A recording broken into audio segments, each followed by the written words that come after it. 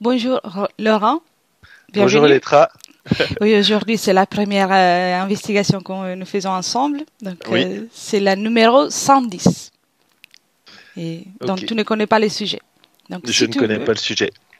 je te poserai des questions au départ sans approfondir. Donc j'aurai pas le droit de te poser des questions pour approfondir tes réponses. Donc c'est la partie fixe du protocole.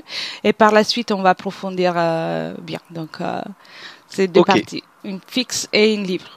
Quand tu veux, ok, on y va. ok. Parfait.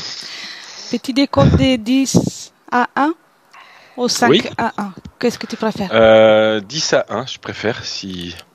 Très bien, très bien. Bien. Alors, prends déjà le temps pour prendre une profonde respiration et en expirant, tu relâches toutes les tensions, toutes les pensées et tu te détends.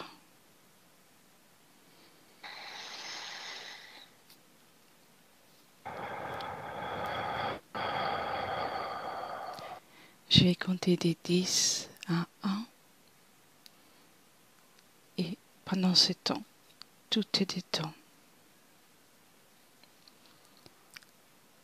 10,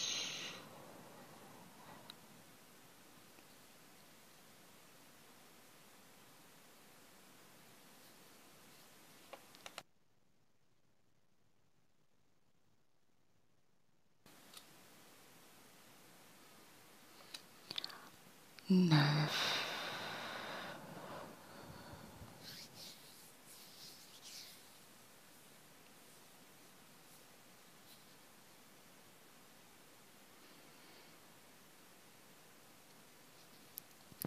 8.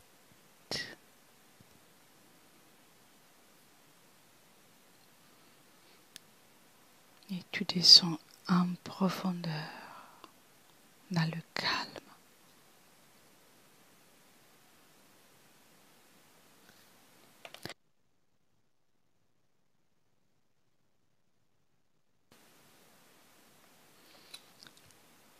7.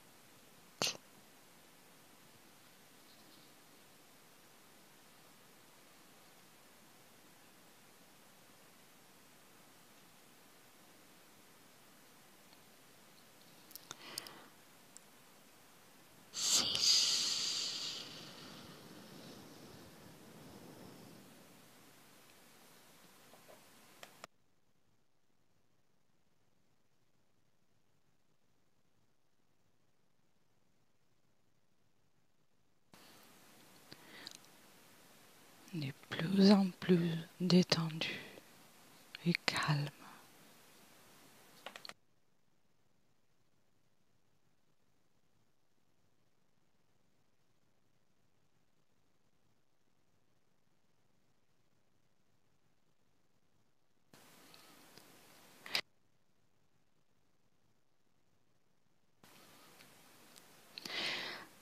Ça.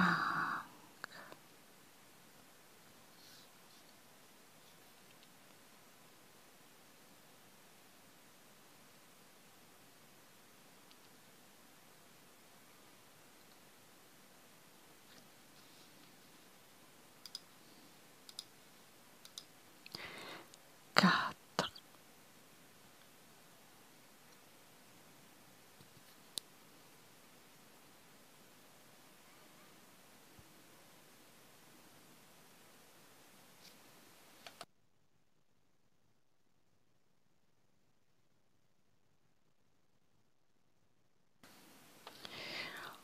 Trois.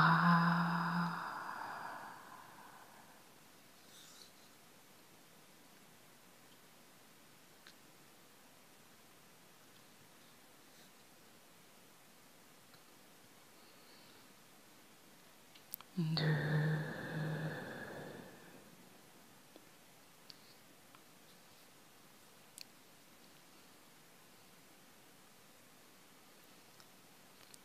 Et un.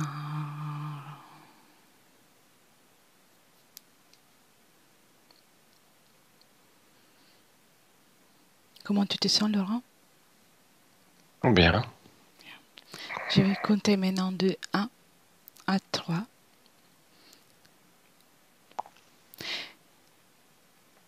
À mon 3, tu te connectes à l'effondrement des réseaux sociaux du groupe Zuckerberg vers 17h40 le lundi 4 octobre 2021. Tu me diras ce que tu perçois et ce que tu visualises. 1, 2,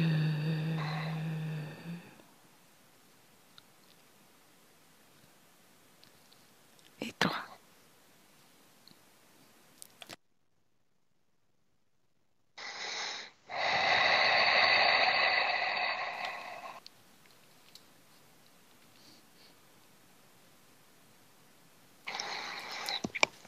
Dis-moi.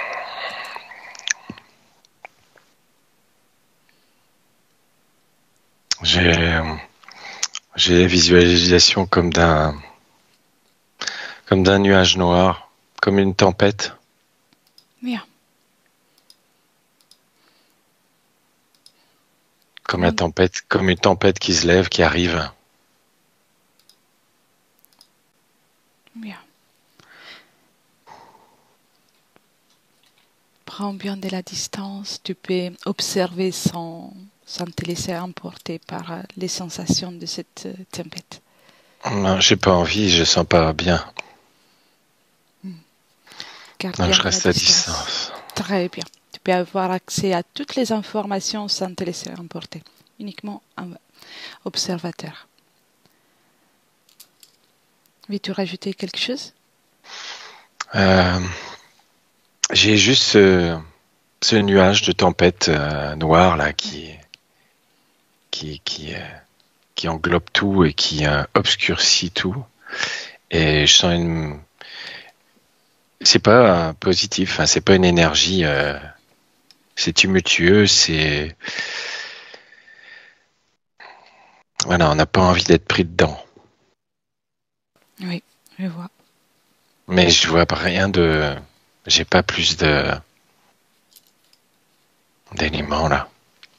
C'est très bien. C'est très bien. Quelle est la cause ésotérique pour laquelle les plateformes sociales détendues par Mark Zuckerberg ont cessé de fonctionner?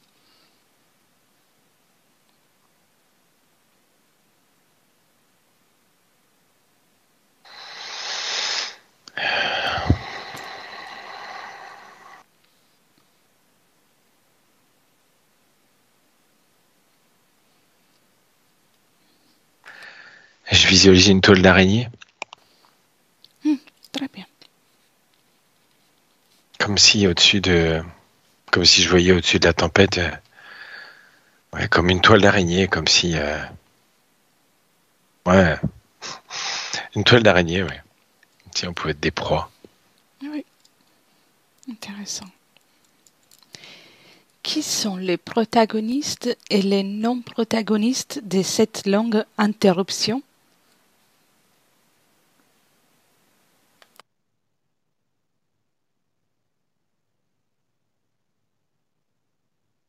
Je sens mon ventre là.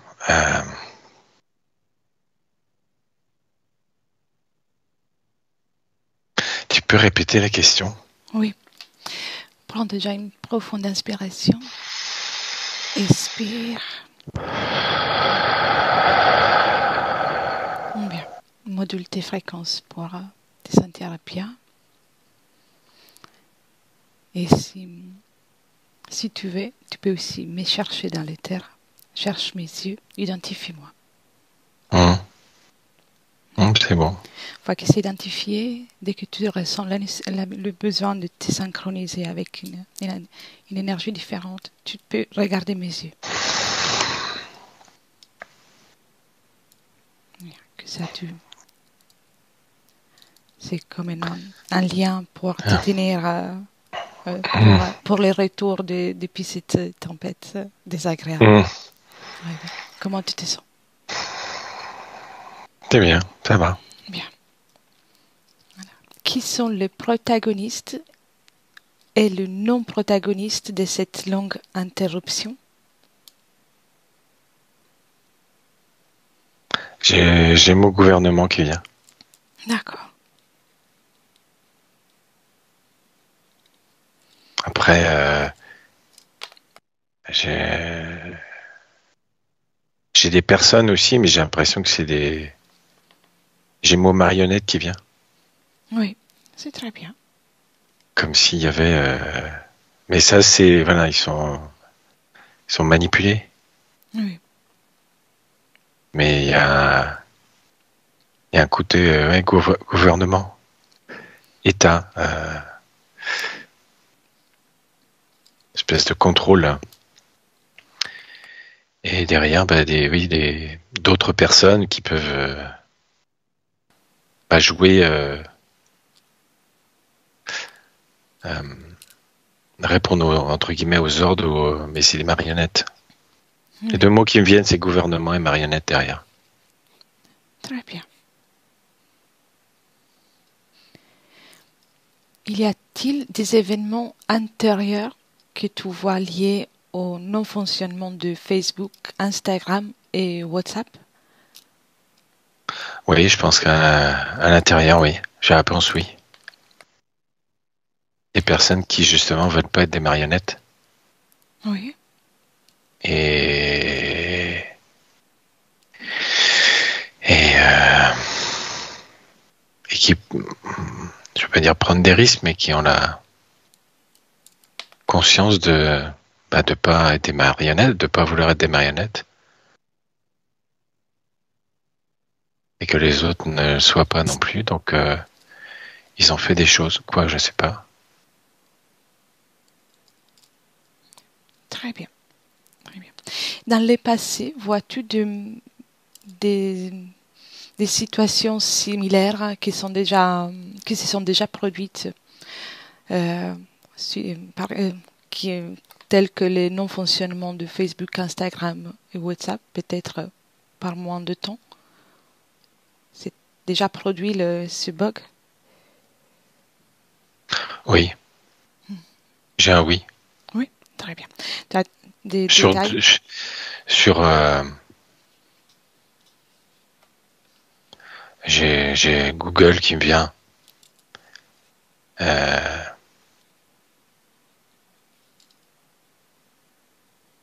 YouTube. Ah bien, bien. Donc Il y en a peu, il y en a. Enfin, ouais, peut-être d'autres, mais il y en a deux. Mais oui, oui, peut-être pas aussi marqué, mais c'était peut-être plus masqué, plus diffus. Mais il y a eu. bien. Et dans le futur, y a-t-il des moments similaires que tu vois en relation avec la chute des réseaux sociaux de Zuckerberg?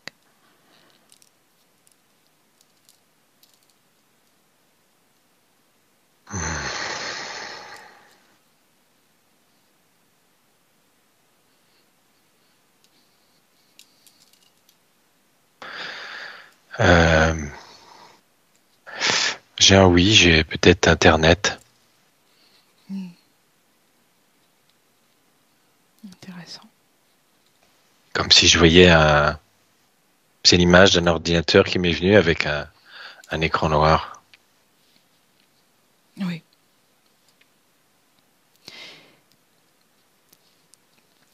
Quels sont les événements qui vont se produire si tu as des images et qui est impliqué pour le futur?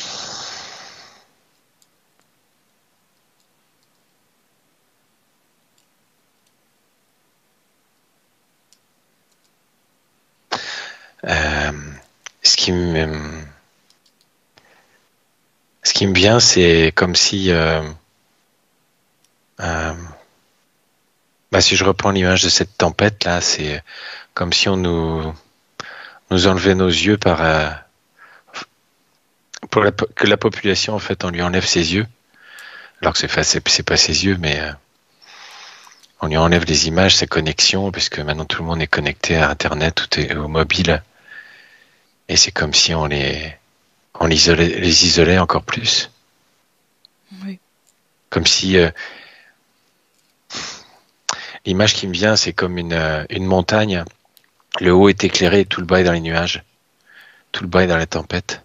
Oui. Ah oui, c'est... Comme une montagne, tu dépasses les nuages, t'as le soleil. En dessous des nuages, t'es dans le brouillard, en fait. Bah, là, c'est un peu ça. T'as la montagne en haut. Donc, c'est comme si les gouvernements et certains, bah, ils sont toujours ils se marrent, quoi, pour certains. Puis en bas, donc j'ai l'image de la montagne et en bas, dans la vallée, en fait, il y a tous les nuages, ce brouillard et ça se manifeste par peut-être des écrans d'ordinateur ou vidéo ou mobile qui plongent les gens encore plus dans le. Bah, c'est un leurre, en fait, c'est aussi une illusion, hein, Oui. quelque part. C'est comme si je dis, on leur coupait leurs yeux, mais pour ceux qui sont happés par ces appareils-là, en fait. Sinon, sinon non. Donc il y a de la lumière dans le brouillard. Enfin, c'est l'image que j'ai, c'est ça en fait, c'est ce brouillard là, c'est ça, c'est happé. Oui, c'est... Et comme la population pour isoler, pour faire douter. Enfin, je sais pas, il y a une espèce de lourdeur, de solitude qui se met en place avec ça. Et quand on regarde en dehors du brouillard, on se dit, mais en fait, non, il y a de la lumière, il y en a qui profitent de ces lumières, ils n'ont pas ce souci, eux. Oui, donc, il y a une espèce de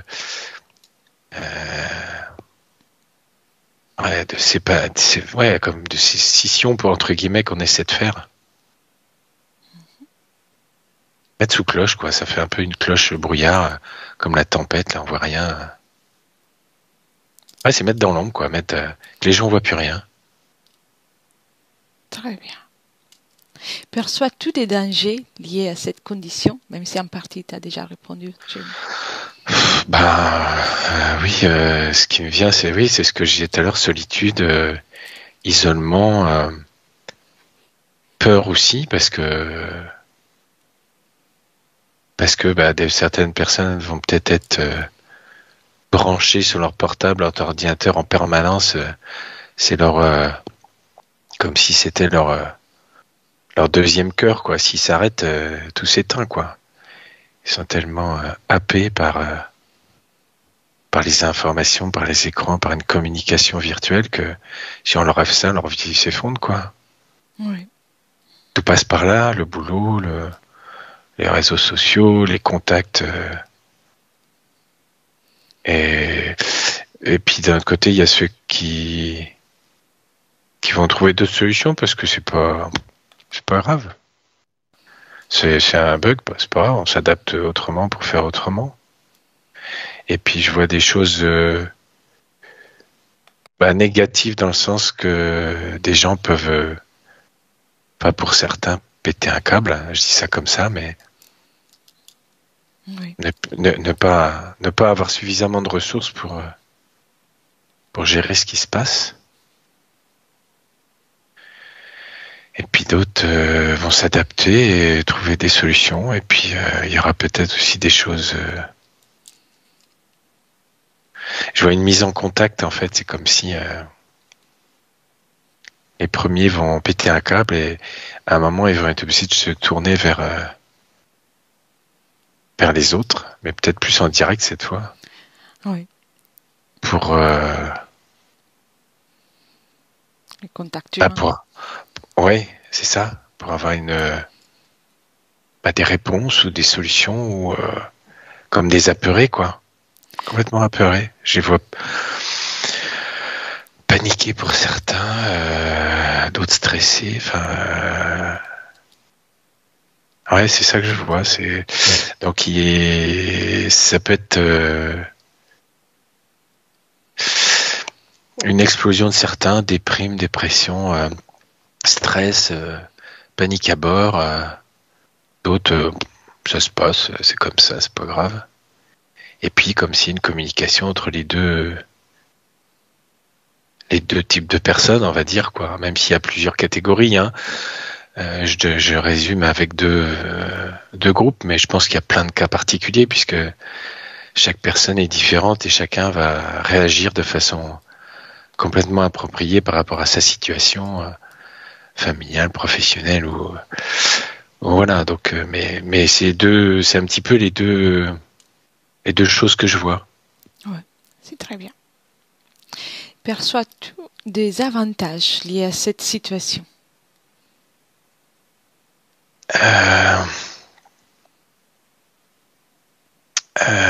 Avantage, prise de conscience, je pense.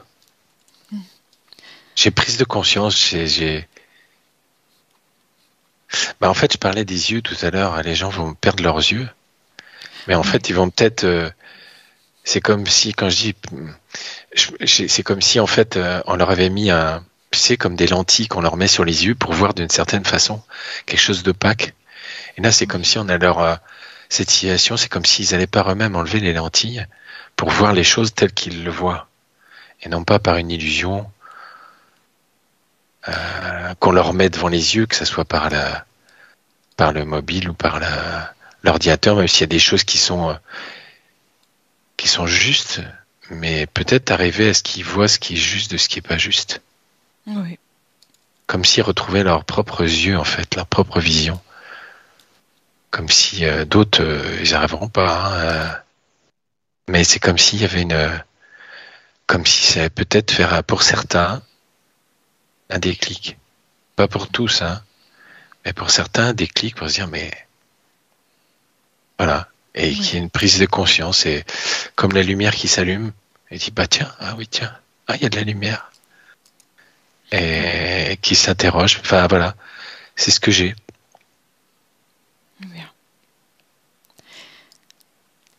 Dimanche, lors de l'émission télévisée 60 minutes de la chaîne américaine CBS, France Haugen, une ancienne employée de Facebook, a révélé d'être en possession des fichiers compromettants. Décrypte les informations liées à ces fichiers. Qu'est-ce que perçois-tu, Laurent?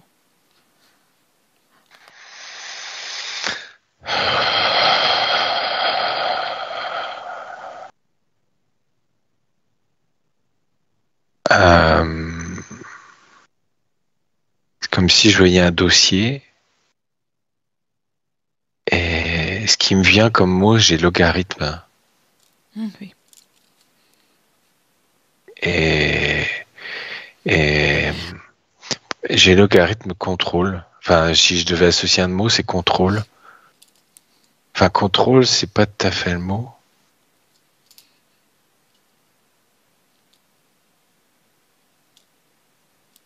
Oui.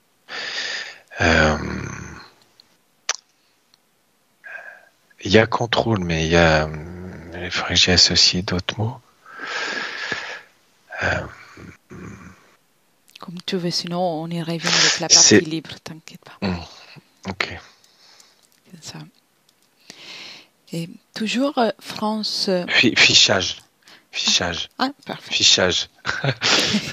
J'ai le mot qui vient. C'est arrivé. Fichage. C'est vrai, quand on y repense plus, ça revient. Bien. Alors, toujours France Haugen déclare: ce que j'ai vu à maintes reprises sur Facebook, c'est qu'il y avait des conflits d'intérêts entre ce qui était utile pour les gens et ce qui était utile pour Facebook. Et Facebook, encore et encore, a choisi d'optimiser son propre intérêt. Comment gagner plus d'argent, par exemple. Connecte-toi aux informations, à cette information, et dis-moi ce que tu perçois et visualises.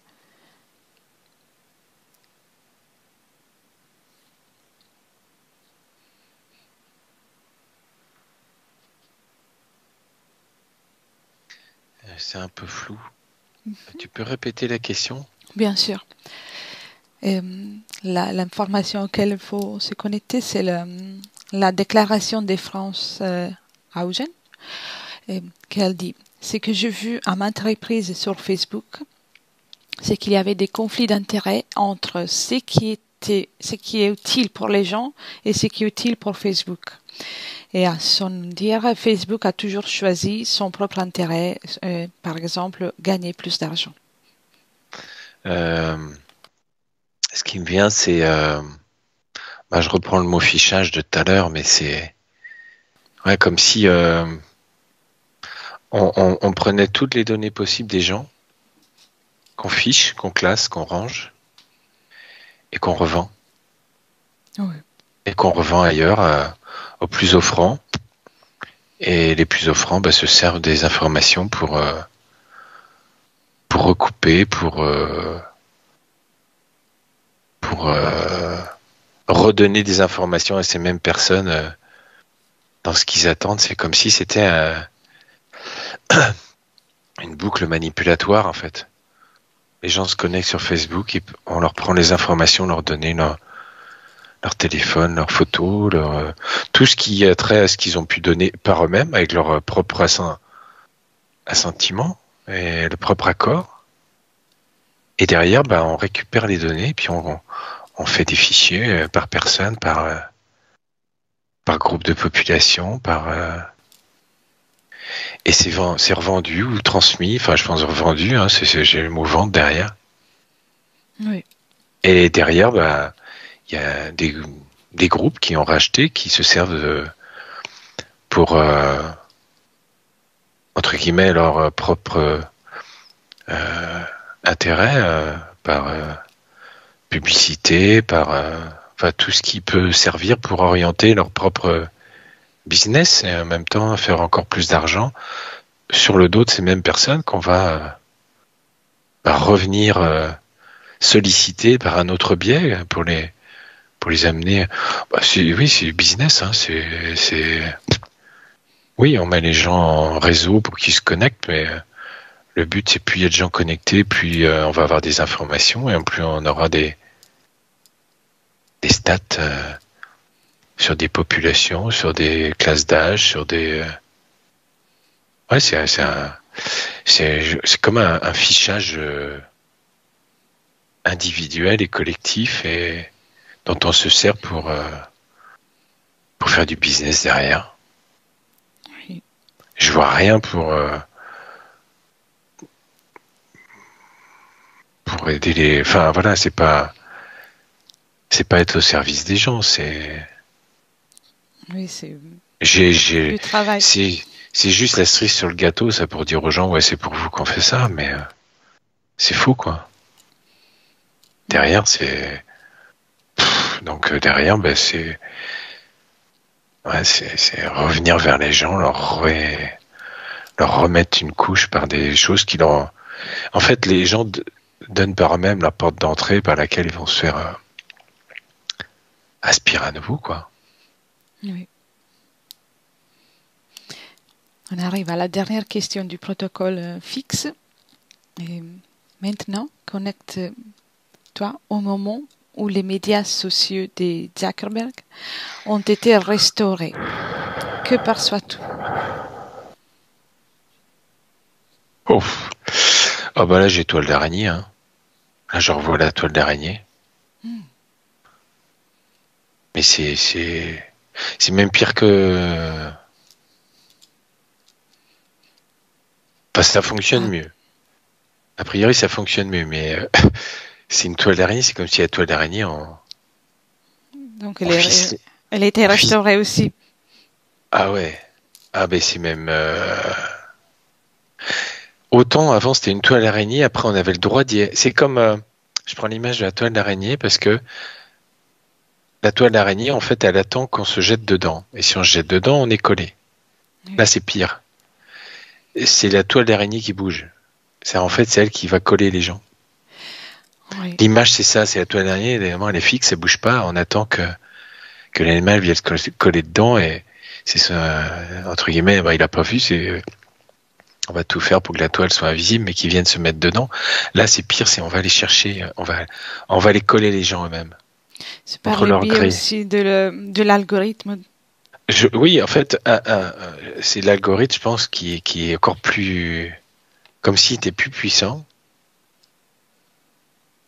Oui. et qui a des facultés encore plus, plus pertinentes pour aller happer encore plus de choses chez les gens. Oui. C'est pour ça que je prends l'image de la toile, mais et ouais, encore plus, puis j'ai l'impression d'être voilà, encore plus. Oui. Et si, et si tu te connectes à ce moment-là, maintenant, dans le ici et maintenant, comment tu vois la situation?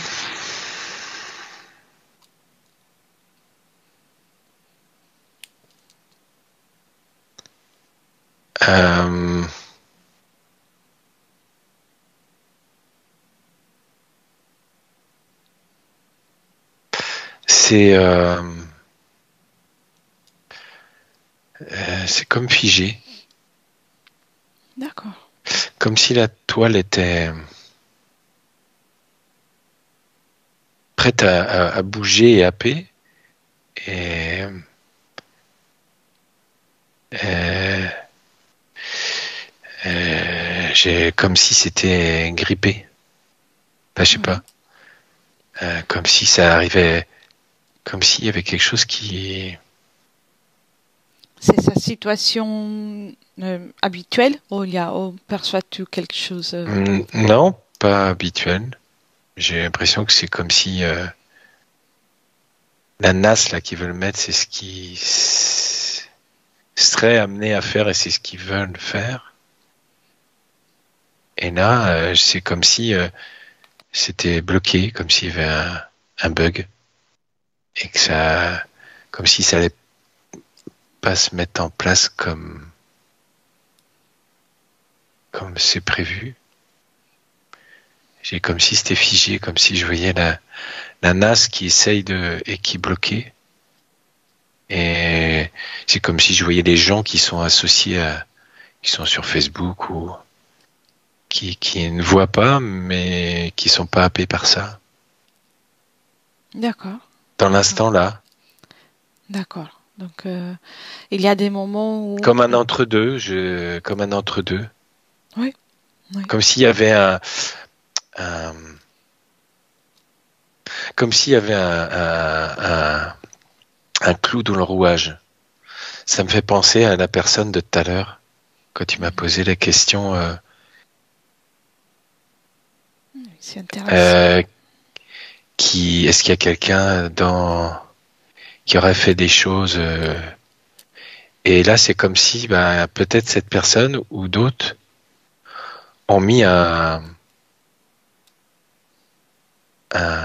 quelque chose dans le rouage pour que ça grippe. Donc c'est volontaire. Oui,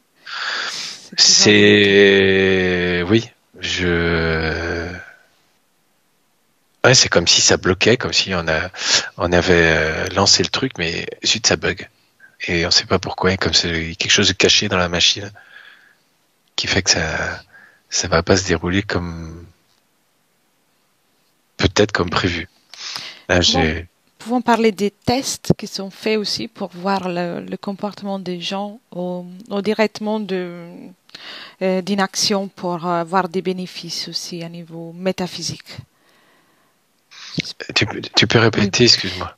Oui, bien sûr. Et c'est comme des tests qui sont faits, ou c'est des actions qui visent à quelque chose en particulier?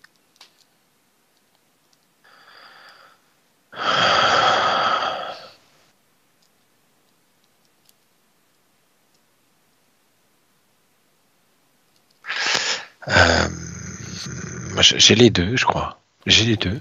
D'accord. Oui.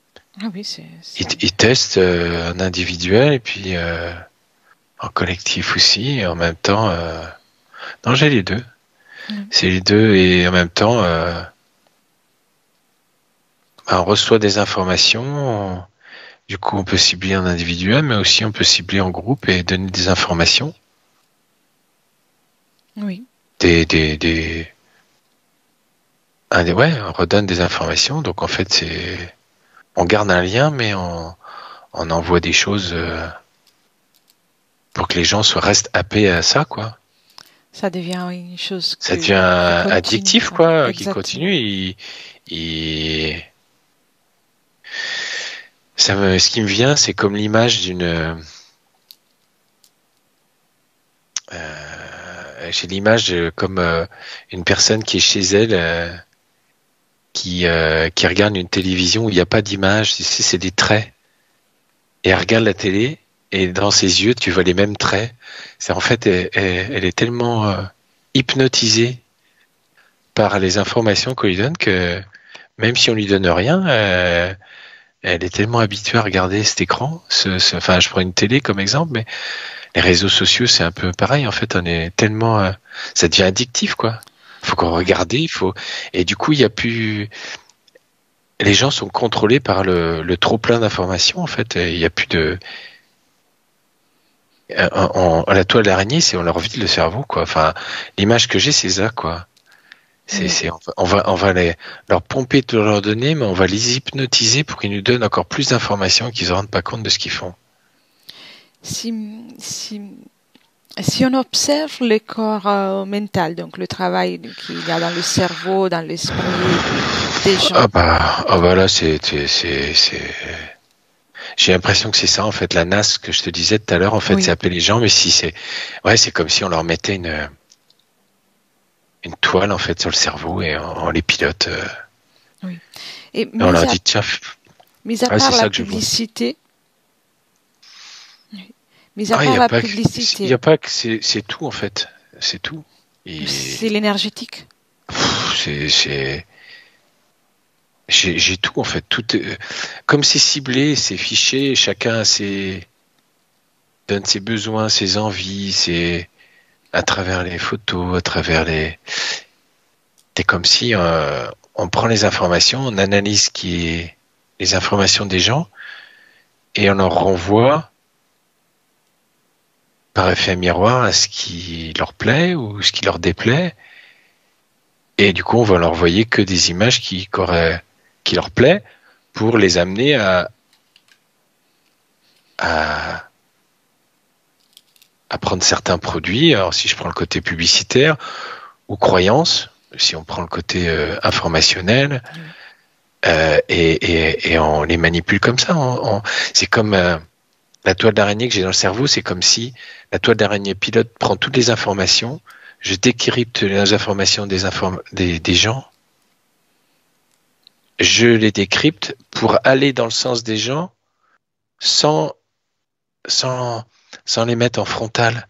Et du coup, je peux les manipuler comme ça, sans qu'ils s'en rendent compte. Oui. En douceur. En douceur, mais de façon très sournoise, très... Et les gens ne se rendent pas compte. Mais ils sont tellement habitués depuis des années à fonctionner avec les réseaux sociaux, l'ordinateur, le mobile, que c'est tellement... Ça devient tellement normal que, entre guillemets, indirectement, avant, ils étaient robotisés à distance. Là, on essaie de les robotiser de façon plus subtile, mais avec l'information, en fait. Information, information, information, information, à force de dire les mêmes informations. Oui. Ils deviennent l'information, et oui, c'est ça, c'est normal. Donc, c'est ça. Donc, et c'est un vidage de... C'est vrai, si je devais imaginer, c'est un peu ça. On vide l'essence des gens et on leur met, on les remplit d'autres choses, mais pour qu'ils fonctionnent d'une certaine façon, sans qu'ils aient pu comme tu disais tout à leur l'heure, propre fonctionnement. Ils deviennent des marionnettes. Ouais, c'est ça, ouais, des marionnettes. Des marionnettes.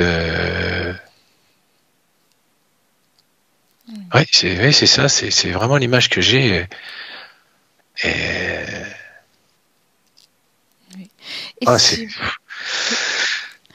tu te sens vis-à-vis de tout ça? Les énergies doivent être assez lourdes. Ah bah t'as l'impression de de rentrer et je les vois gris, les gens. Ah Enfin, je me projette un peu dans ce que peuvent devenir les gens. Au départ, voilà, ça va se faire petit à petit, mais à terme, c'est comme s'ils vont être dans la nasse. C'est l'image que j'avais tout à l'heure. Il y a la toile, mais là, on essaie de faire un peu plus. C'est la toile qui bouge pour essayer d'agir sur. C'est un petit peu cette toile que j'ai au niveau du cerveau qui agit sur. Et si les gens ne voient pas ça, eh ben c'est comme s'ils allaient être enfermés dans la nasse, enfermés dans la toile, impossible de s'en sortir. Et ils vont croire que ce qu'il y a dans la nasse, c'est la norme. Oui. Et il y aura plus d'extérieur. C'est comme s'il n'y a plus d'extérieur. C'est dans la. Donc en fait, c'est pas une toile qui, comme l'araignée qui attrape sa toile, qui la mange, etc. Là, on laisse dans la toile, mais comme une cage, quoi, en fait. Comme un monde parallèle dans le monde physique. C'est ça. On va mettre dedans, les gens, je les vois gris, quoi. Enfin, blanc, gris. Oh là là, avec des yeux comme. Ouais, comme des yeux, tu vois, sans vie. Enfin. Et si on regarde dans le plan métaphysique, prends bien une profonde respiration, reste en sécurité, à distance de tout ça. Ouais, c'est bon. Si on regarde le plan métaphysique, les énergies, est-ce que vis-à-vis de tout ça, il y a quelqu'un ou quelque chose qui en profite aussi énergétiquement? Ouais,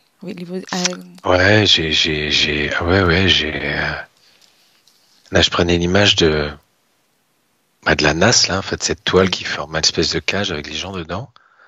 C'est comme si cette nasse, en fait, elle était raccordée à une centrale qui récupère tout ça, quoi. Enfin, ça fait un. Voilà, c'est des petits groupes, mais ça, c'est raccordé comme à quelque chose de. Ça ramène et ça nourrit quelque chose encore de plus gros, quoi. Enfin, c'est.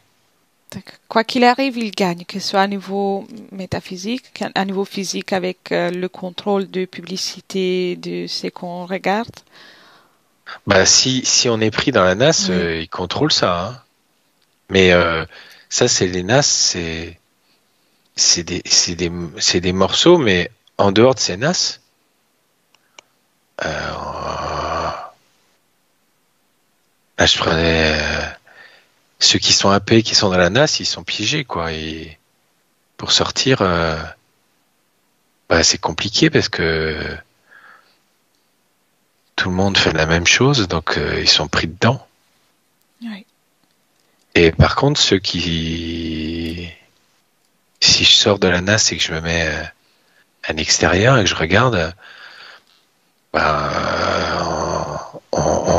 c'est bon. Ça va, quoi. Il y a des nasses, mais. C'est comme l'image de la montagne que tu voyais tout à l'heure. La lumière est présente, c'est juste. Là, c'est comme si, entre guillemets, on peut enlever le brouillard, mais il reste comme des sphères qui sont toutes raccordées indépendamment, mais qui nourrissent quelque chose de sombre, voilà, comme une araignée qui va se nourrir de ça, qui va ponctionner au fur et à mesure de ses besoins pour se nourrir, en gardant un espace de vital au minimum pour pomper les gens, et du coup ça permet de contrôler parce que ils peuvent plus rien faire, quoi. Ils sont limités dans l'espace, ils sont limités ils vivent à l'intérieur, mais dans un monde illusoire. Et en dehors de ça, on voit comme l'espèce de grappe, quoi, de raisin, quoi, noir, mais il y a pas de. Les gens ne sont pas fait happer, donc ils sont à l'extérieur. C'est vraiment une image. Si on peut regarder en pourcentage, si tu peux me donner un pourcentage des personnes qui sont happées et des personnes qui arrivent à rester à l'extérieur.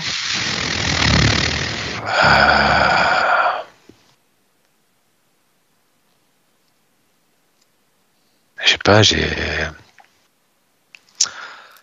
J'ai un 70-30. 70, c'est qui sont AP? 70 AP et 30. Après, c'est voilà.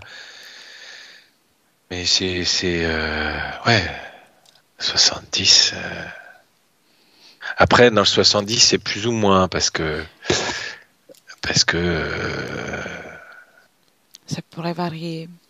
Oui, ça peut varier. Là, j'ai l'impression de donner un chiffre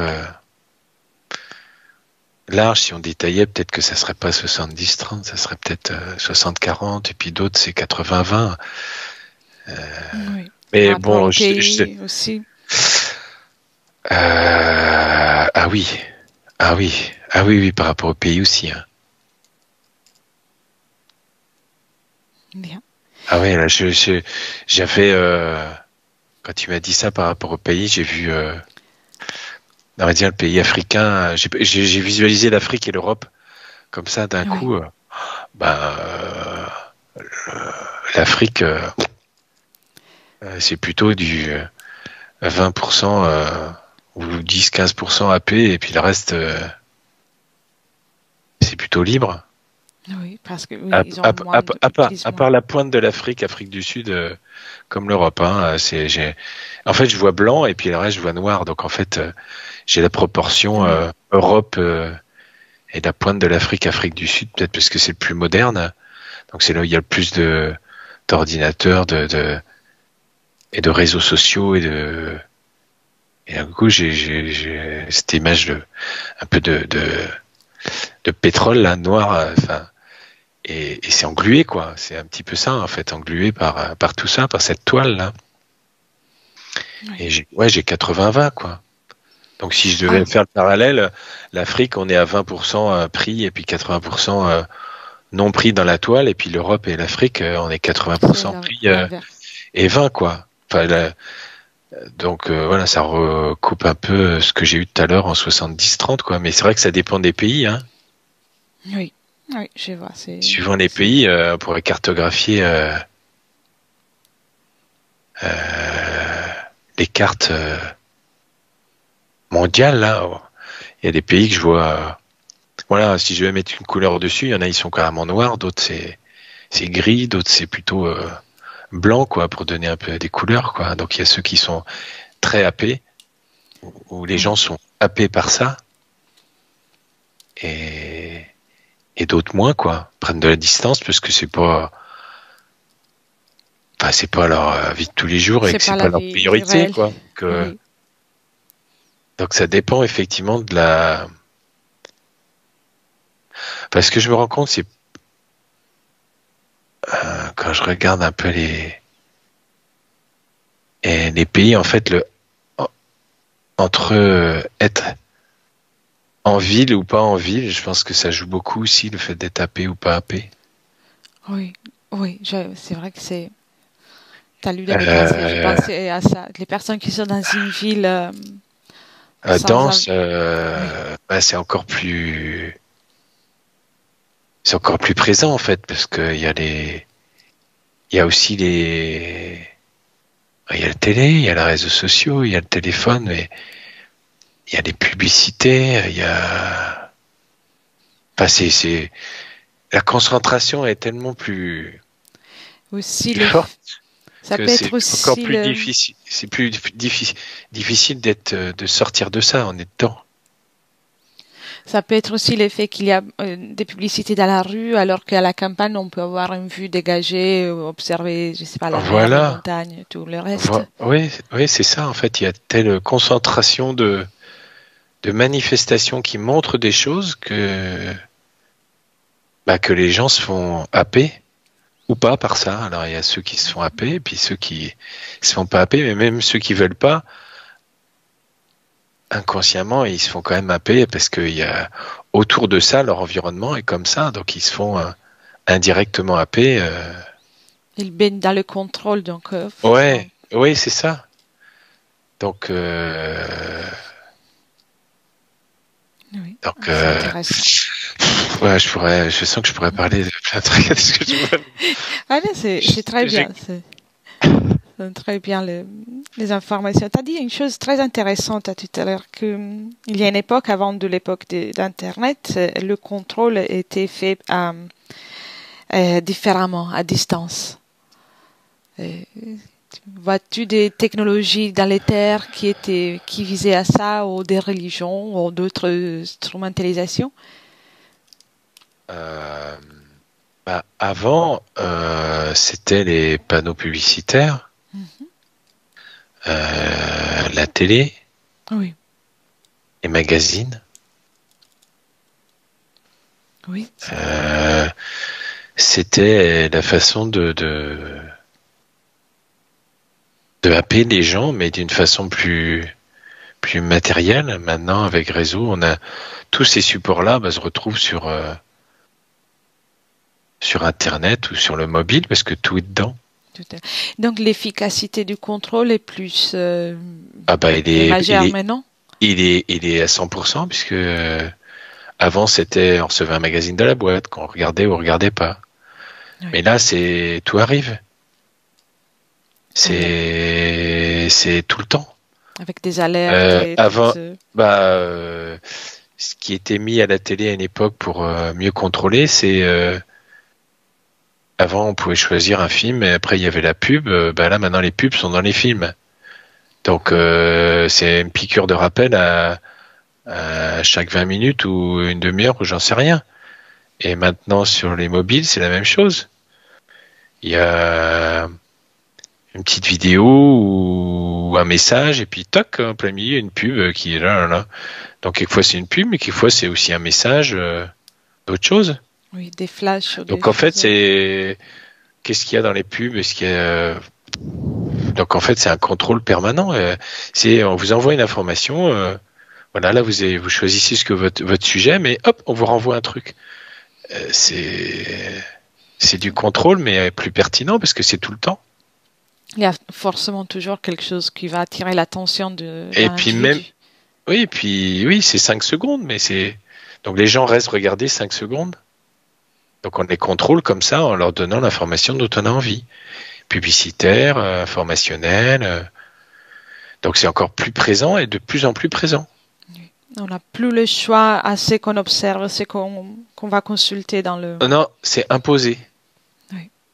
Imposé parce qu'on dit oui c'est la modernité sous couvert de ceci, sous couvert de cela et on baigne dedans quoi. Publicité dictatoriale. Oui, après il n'y a pas que au travers de ça dans le fond il y a quelque chose de très très manipulateur. Après, d'autres se servent de ces techniques-là pour faire de la pub, pour ceci, pour le business, pour informer. Il y a des choses de positif là-dedans. Mais dans le fond,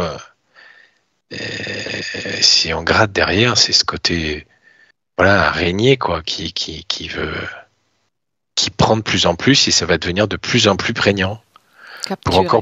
Pour capturer. C'est exactement ça.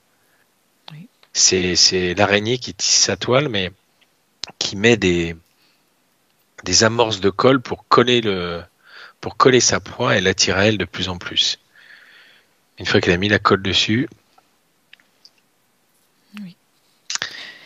Et attirer dans sa nasse, quoi. Et une fois qu'elle est dans sa nasse, c'est bon, elle a contrôle dessus total. Tout à l'heure, quand on a regardé au départ aussi d'autres bugs, tu as vu aussi les bugs d'Internet, une possibilité dans le futur. Ces bugs-là sont voulus par ceux qui gèrent un peu la situation mondiale, ou c'est vraiment des bugs dus au fait que la capacité d'information est trop volumineuse dans la toile?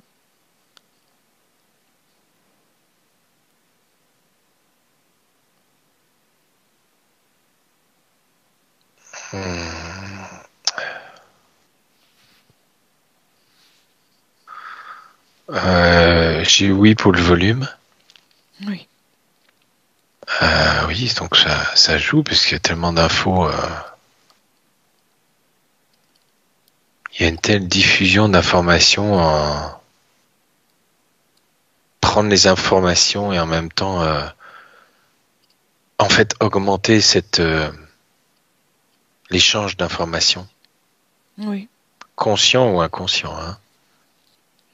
Donc, il s'agit de bugs réels, entre guillemets. J'ai oui, pour augmenter parce que ça dysfonctionne, parce que le débit devient encore plus de besoin, donc il faut encore augmenter. Donc ça peut bloquer Internet pour ça. Mais en même temps, c'est pour... J'ai les deux, en fait. J'ai ce côté volume, mais aussi pour favoriser le contrôle, quoi.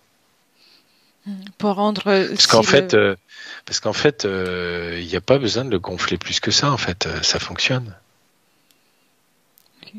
Ça fonctionne après. Mais on augmente le transfert d'informations. Oui. Et on peut même plus mettre de choses pour contrôler, et du coup... Et un bug aussi, ça peut bloquer les gens et du coup faire des choses rapidement pour reprendre leur fonctionnement parce que du coup ils sont bloqués dans leur activité professionnelle ou autre et quand ils vont reprendre, s'il y a un bug, ils vont moins faire attention. Oui. Et peut-être se faire happer encore plus vite parce que c'est utile pour consolider le pouvoir sur ces gens. Quelque part, il y a aussi ça derrière, c'est ça que je vois. Très bien. Et c'est pour ça que je sens les deux. Quoi qu'il arrive, c'est utile en tout cas pour ceux qui gèrent tout ça. Le fait d'augmenter le débit peut amener à avoir des pannes parce que ça augmente et ça peut bugger. Donc faut réparer, mais en même temps derrière c'est vraiment pour donner des informations avec des logiciels pour les mises à jour et les mises à jour se font un petit peu à l'insu de la personne parce que c'est tellement compliqué de mettre des mises à jour. Du coup les gens disent j'accepte, mais il y a des choses qu'ils acceptent alors qu'ils savent même pas ce qu'ils acceptent, mais il faut accepter tout, des cookies, des trucs, Oui. Et en fait c'est ça, en fait c'est on met une toile. Donc c'est plus des messages pour dire je vous informe ou de la pub, etc. Là faut tout accepter avant. Oui. Donc on accepte, mais on ne sait pas ce qu'on accepte. C'est vrai. Pour le fonctionnement de certaines applications. Donc on accepte tout. Donc en fait, on donne l'autorisation à. Donc ils prennent le contrôle sur. Et on continue notre activité. Et ça devient tellement compliqué que les gens ne peuvent plus faire ce qu'ils ont à faire. Et du coup, j'accepte. Oui. Ils se font appeler comme ça. Ça devient un besoin encore plus pressant d'être dans le... Et du coup, il faut... Voilà. Et du coup, il y a j'accepte. Donc j'accepte qu'on me prenne des informations parce que j'ai mis accepter. Et tous les jours, j'accepte. Il y a les cookies. Enfin, j'ai l'impression que c'est ça, en fait. Les gens font toujours leur truc, mais ils ont l'impression d'être libres à faire ce qu'ils ont envie de faire seulement. Mais non, ils ont déjà donné une autorisation avant. Oui. Donc c'est déjà du contrôle. Oui, c'est déjà du contrôle. C'est l'illusion d'être libre, mais c'est... Et c'est donc en fait, si on met j'accepte pas, faut renseigner des trucs et ça prend une plombe. Oui, c'est moins rapide aussi. Donc c'est sournois quoi, parce que tout est fait pour que les gens acceptent. S'ils acceptent, c'est un clic, et s'ils n'acceptent pas, il faut qu'ils y passent 10 minutes ou un quart d'heure. Donc en fait, on va faire céder les gens. On va les obliger à céder pour aller vers un sens. Donc tout va dans ce sens-là, en fait. C'est donner plus d'informations, mais donner encore plus de filtres pour que ça soit plus dur, pour que la personne soit libre et qu'elle soit encore plus embarquée, en fait, dans la toile, quoi. Oui. Donc... C'est intéressant. L'important, même quand on utilise Internet, donc, c'est qu'on fasse vraiment attention à ne pas donner des accords qui peuvent être ennuyants.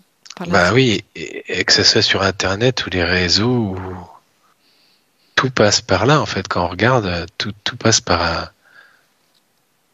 un contrat, en fait, mais c'est un contrat qui est déjà pipoté entre guillemets à la base, quoi. C'est ce que je vois. Oui. C'est Oui, c'est déjà préparé à... ouais, Très bien. y a pas un équilibre dans le choix. C'est c'est voilà. Soit tu acceptes, ou soit tu n'utilises pas. En fait, les gens ont envie de ça, mais comme ça, c'est vachement difficile à atteindre parce que on leur met plein de bâtons dans les roues que du coup, ils passent par la petite porte qui est facile. Mais c'est justement, c'est la petite porte qui va les coincer. C'est le piège. C'est justement le piège, c'est de montrer ce qui pourrait être juste, au lieu d'avoir un équilibre et que chacun décide comme il veut. Après, chacun est libre de faire. Mais là, c'est on oriente les gens vers un choix Qui peut être nuisible. qui peut être nuisible pour eux parce qu'en fait, tout est fait pour occuper les gens et qui n'est pas le temps. Donc, pour gagner du temps, bah, on va au plus vite, mais en cliquant le plus vite, c'est pas forcément le bon choix pour eux. Oui. Et du coup, ils se font happer, que ce soit par voilà, mobile, réseau, internet, c'est des outils différents, mais c'est la même chose. Au final, Mieux vaut réfléchir c'est alors avant. c'est pomper quoi. C'est pomper l'information pour pouvoir mieux contrôler derrière. S'il y a autorisation. S'il y a autorisation, donc, il y a le physique, mais du coup, sur d'autres plans, c'est on donne Il y a l'autorisation. l'autorisation éthérique. Bah, c'est ce que je vois, ouais. Oui. Oui, c'est ça. Donc, c'est vraiment important plutôt de dédier quelques minutes de plus pour faire une chose, mais de garder le contrôle sur ce qu'on observe et ce qu'on risque de donner éthériquement parlant. Bah oui, et c'est ce fameux outil là qui est sournois, quoi. Moderne, bien qui peut être positif, mais ça dépend comment on l'utilise. Et là, derrière, il n'y a pas que du positif, quoi. Très bien, Laurent. Quand tu veux, tu m'as donné plein d'informations précieuses. Quand tu veux, on rentre, si tu es prêt. Ok. Très bien. Prends déjà une profonde inspiration, expire, et en expirant, tu relâches cette fois toutes les informations que tu as vues et tu déconnectes complètement. Tu es complètement déconnecté de toutes ces informations et tu reviens dans tes énergies. Uniquement tes énergies et ton espace énergétique. Oui. Et avec le 1, tu commences à récupérer les forces que tu as utilisées pour ce voyage. Et tu peux choisir une fréquence que tu préfères, la meilleure pour toi. C'est l'idéal pour poursuivre cette journée. Et à chaque battement de cœur, cette fréquence merveilleuse se répand dans tout ton corps et tu te sens à merveille, de mieux en mieux. C'est une sensation magnifique. Très bien. Avec le 2 maintenant, c'est aussi le corps physique, les muscles, les nerfs qui commencent à se réveiller et tu te sens pétillant avec cette merveilleuse fréquence que tu as choisie. Et tu te sens tellement bien et prêt et joyeux pour poursuivre cette journée. Cette belle journée. Tu peux apporter déjà du mouvement. Et quand tu veux, avec le 3, tu peux ouvrir les yeux.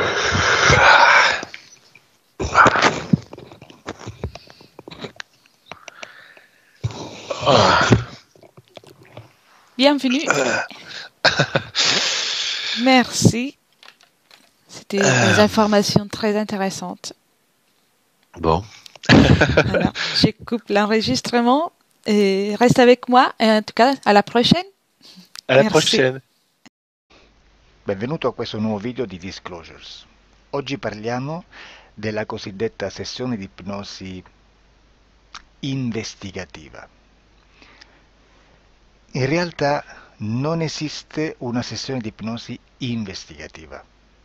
Non che non si possa fare investigazione in ipnosi, però è che non esiste una sola sessione di ipnosi per dire si è fatta investigazione, per prendere quell'informazione come buona. Perché? Sappiamo intanto che l'informazione che arriva in ipnosi è molto contaminata, la percentuale di inquinamento dell'informazione è altissima.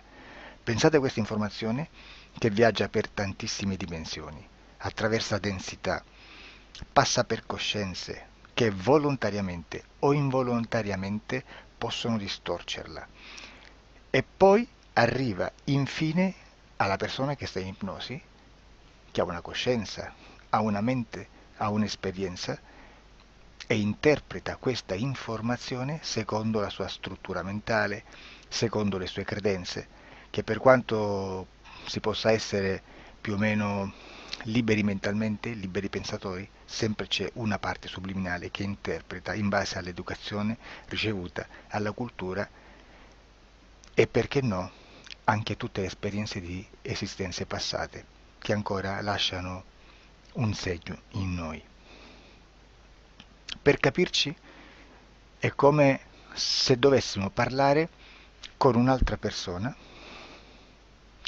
immersi nell'acqua, a qualche metro di distanza, cercando di utilizzare un mezzo, che è quello della corda vocale, che è fatto per produrre suoni da trasmettere nell'aria. Noi stiamo utilizzando questo strumento per far passare un'onda sonora nell'acqua o in un liquido.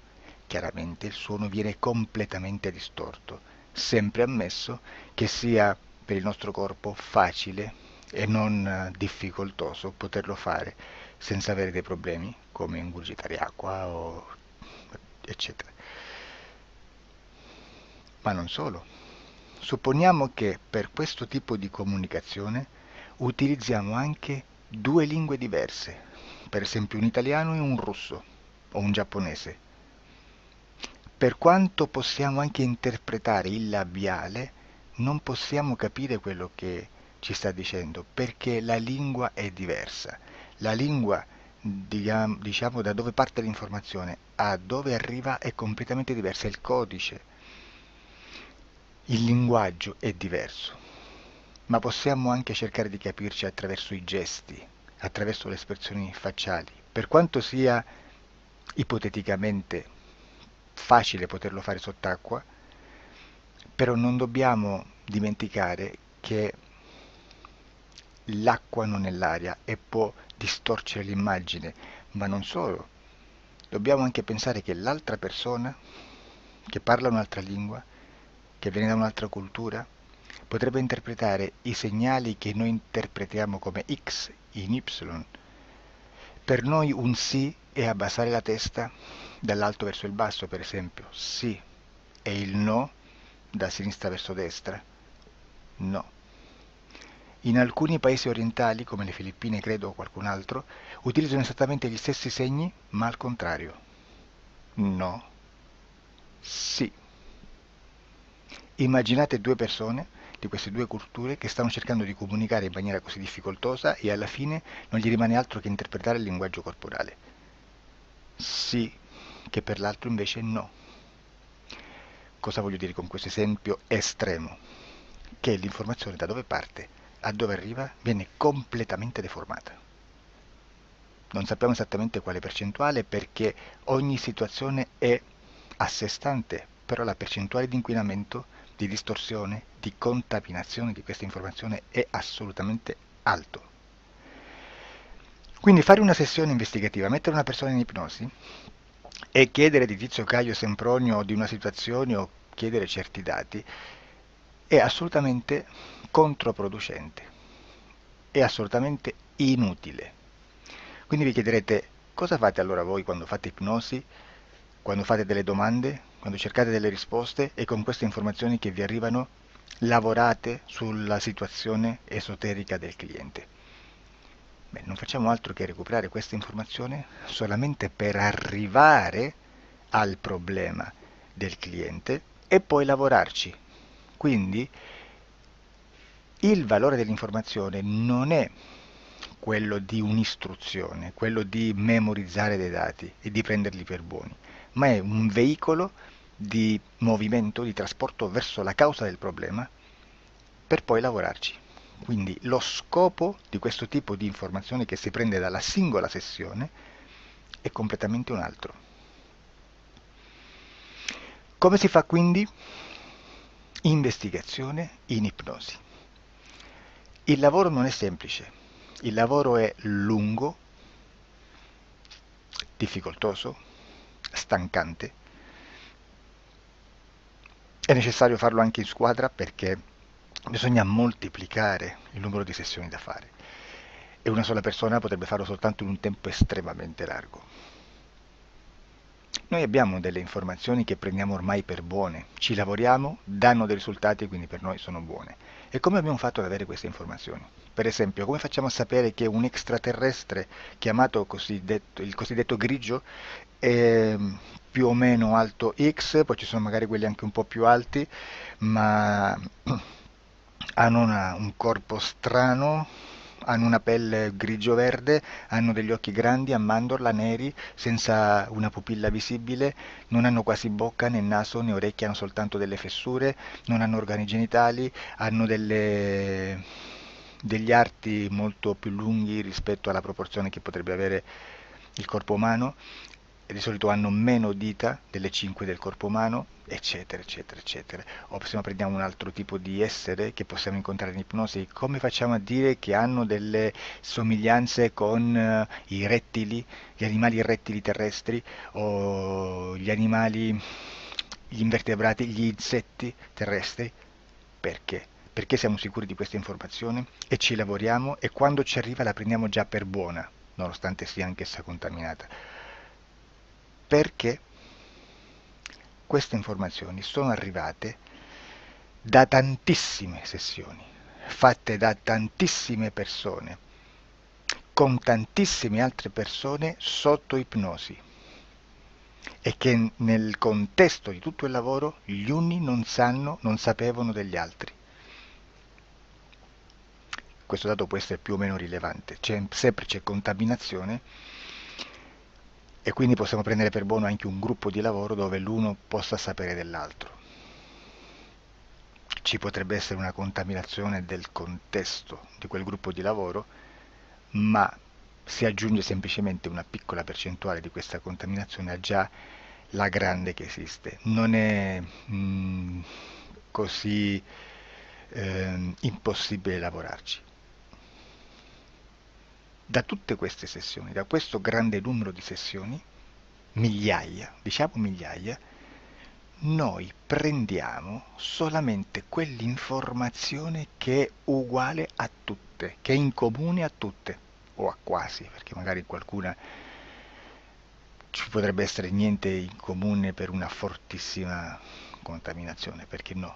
Ma dobbiamo prendere una stragrande maggioranza, proporzionalmente abnorme rispetto a quello che potrebbe essere un minimo di scartabile,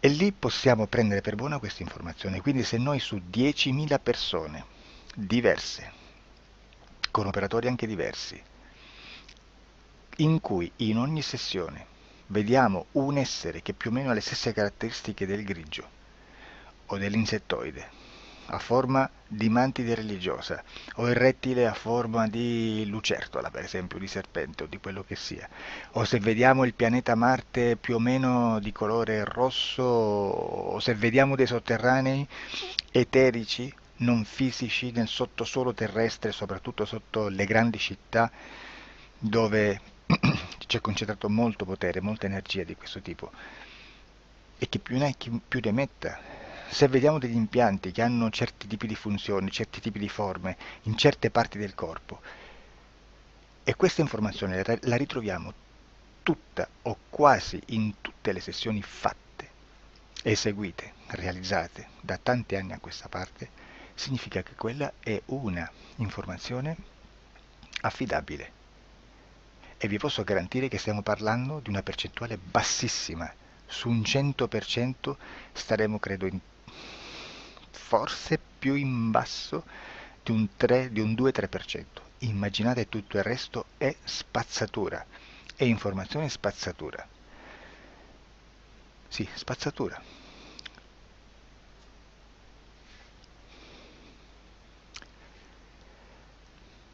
C'è anche un'altra cosa da dire. Supponiamo che un operatore faccia un'ipnosi e voglia andare a vedere cosa fa Tizio, cosa fa Caio, cosa fa Sempronio. Arrivano delle informazioni e si dice che Tizio è biondo, Caio è zoppo e Sempronio è uno sportivo. Intanto già abbiamo detto che una sessione soltanto non serve, d'accordo?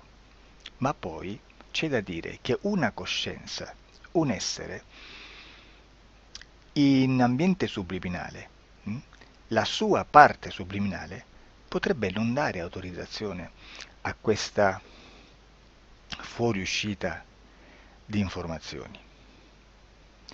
Mi potreste dire, e allora tu quando chiedi agli esseri cosa fanno, cosa non fanno? Beh, intanto la prendo sempre con le pinze perché abbiamo sempre detto che tutto è molto contaminato e mi serve solo per dirigermi da una parte.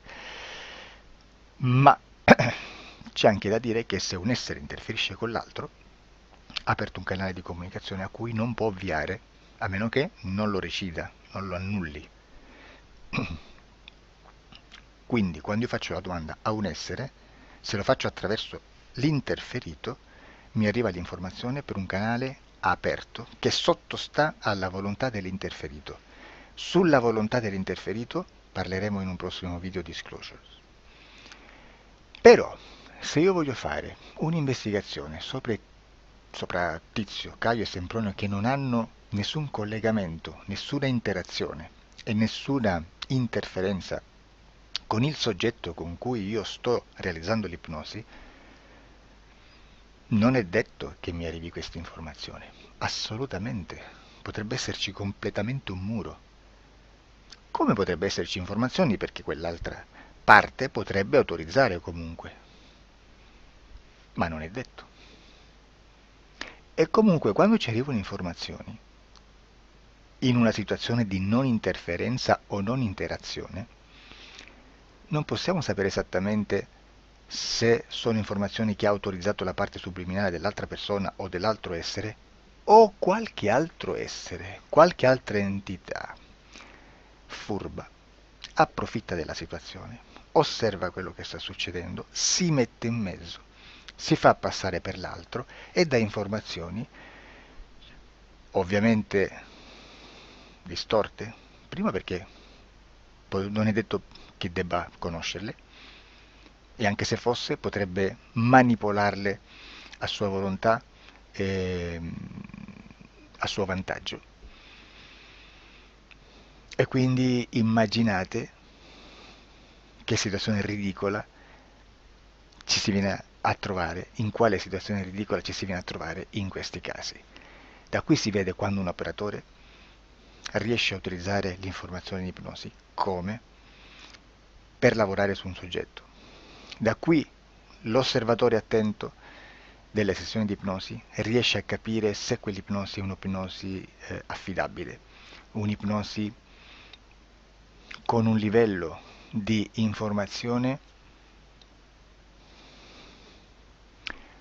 certa, con una alta percentuale di informazione certa. Non vi nascondo che in futuro potrei anche impostare un lavoro per decifrare che livello di certezza di informazione c'è in un'ipnosi, analizzandola e spiegando il perché, spiegando i meccanismi di analisi di un'informazione in ipnosi,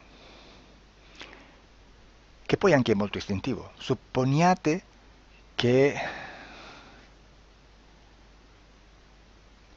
Supponiamo che dobbiamo cercare un'informazione su internet, per esempio un fatto di cronaca. Voi preferite mettervi su un sito ufficiale?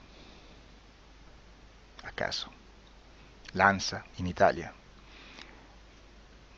ADN Kronos, qualche telegiornale, che per quanto possano manipolare l'informazione ad alti livelli, comunque possiamo dare affidabile la fonte dell'informazione che viene trasmessa. Non possono trasmettere una bufala sicuramente. Verrà sicuramente manipolata ad altri livelli. Ne parleremo in altri video, ma a livello base la fonte è certa. Sicuramente non andrete a cercare questa informazione sul primo sito, il primo blog che vi passa davanti e magari c'ha 4 followers. Perché? Perché non vi dà nessuna garanzia della certezza della fonte. Non c'è un controllo né nella struttura interna di questa agenzia di informazione e né dal grande pubblico, che per la quantità di persone che attingono quell'informazione si può dedurre se l'informazione è certa o meno, perché è un'informazione che passa in un pubblico così vasto che se ci dovesse essere una distorsione con la realtà è molto probabile che venga fuori. Credo che abbia detto quasi tutto sulle sessioni investigative. Prima di chiudere aggiungo che proprio per questo stiamo conducendo dei cicli di investigazione in ipnosi regressiva che comprendono tante sessioni con persone diverse, con una buona o eccellente suscettibilità ipnotica sicuramente, per poter indagare su spazi ristretti su alcuni temi. Perché dico spazi ristretti? Perché se andiamo a prendere eventi grandi nel tempo, nello spazio, storici, parlare di qualcosa di molto generico implica una quantità di sessioni abnorme. Immaginate se dovessimo fare una sessione investigativa sui buchi neri, quanta informazione ci sarebbe e quante informazioni da filtrare. Sarebbe quasi impossibile farla in questa maniera. Ma se noi riduciamo lo spazio di investigazione, se noi prendiamo per esempio, investighiamo sulla pedofilia nella Chiesa Cattolica, ecco, se già restringiamo il campo d'azione è molto più facile che possiamo attingere informazioni affidabili, presuntamente affidabili, con un numero di sessioni sicuramente alte, ma ridotte rispetto ad altri tipi di sessioni molto più generiche, su temi molto più generici. Quindi per fare anche delle investigazioni su temi molto generici bisogna suddividerli in temi, in dettagli, per poi alla fine, quando tutta l'informazione è stata filtrata ed è stata dedotta l'informazione comune, si possono mettere insieme per cominciare a costruire il quadro, mettere insieme tutti i puzzles. Questo è il vero senso dell'informazione in ipnosi, quando si fa ipnosi investigativa. La sessione per risolvere una problematica, un problema, con una presunta origine esoterica di un cliente, di una persona, è un'altra cosa, sono altri metodi, altre tecniche e l'informazione si usa in un'altra maniera, ha un altro scopo. Grazie, ci vediamo al prossimo video. Disclosure. Ciao.